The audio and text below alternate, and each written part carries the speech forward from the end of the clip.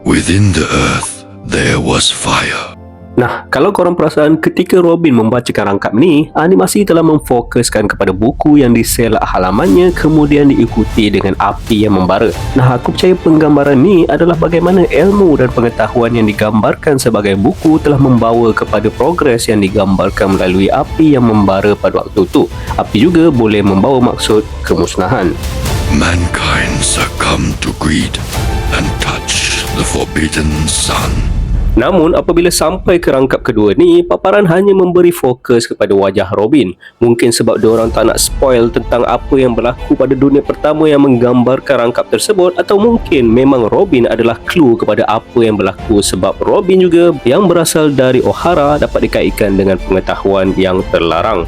Yes, kemusnahan O'Hara tu sendiri adalah kerana ketamakan mereka untuk mempelajari tentang sesuatu yang menjadi tabu kepada seluruh dunia, sejarah abad kekosongan yang cuba disorok dan dikuburkan oleh world government. Makanya rangkap manusia tunduk kepada ketamakan dan menyentuh matahari larangan sedikit sebanyak ada kena-mengenanya dengan bagaimana O'Hara tamakkan pengetahuan dan membongkar rahsia yang tidak sepatutnya diorang pelajari.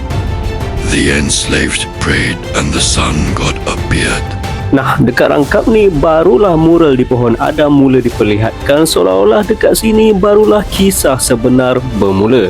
Lukisan di sebelah hujung kanan mural telah diperlihatkan dan ditumpukan kepada beberapa manusia yang mempunyai semacam cincin halo di atas kepala mereka dalam keadaan beratur telah turun ke dalam perut bumi. Manakala di bahagian sebelah mereka, manusia-manusia ini telah ditunjukkan naik semula membawa sesuatu semacam objek bercahaya bersama mereka. Senario yang sesuai dengan rangkap yang dibacakan tentang bagaimana manusia telah diperhambakan. Namun begitu, apa yang anehnya, dekat sini sosok manusia yang memakai mahkota di atas lakaran seperti seekor gajah dan sosok manusia bersayap di bawahnya yang berada di samping sebuah kapal seperti Noah telah dipinggirkan dari fokus di sepanjang Robin membaca Harley text. Mereka kelihatan sangat kabur di hujung sisi gambaran yang ditunjukkan, seolah-olah mereka tidak mempunyai signifikan dalam interpretasi Harley text.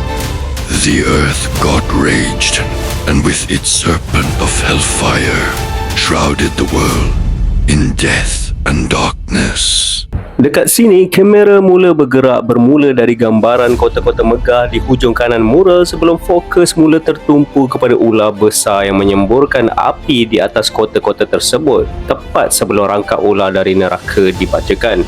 Skrin kemudiannya mengalami transisi kepada total gelap sejurus rangkap menyeliputi dunia dengan kematian dan kegelapan dibacakan untuk menggambarkan situasi tersebut.